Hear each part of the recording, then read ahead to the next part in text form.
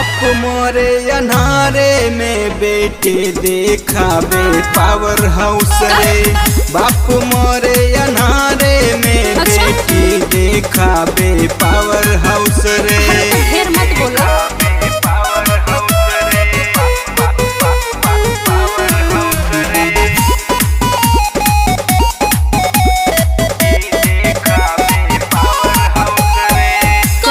पीछा पूरा होई ना इच्छा खर्चा ना संभराई हो।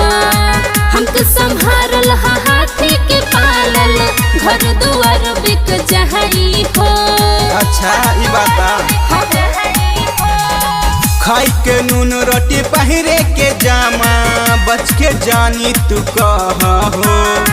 बकोरा खटे नरेगा में जाके भाई खटेला तोरा ढाका हो।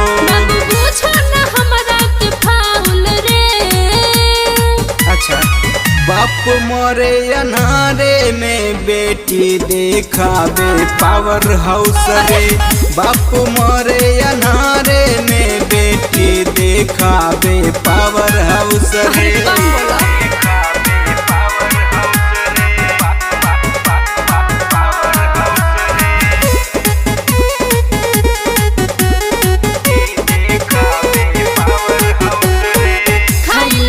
दही माखन मलाई डब साबुन से नहाइले।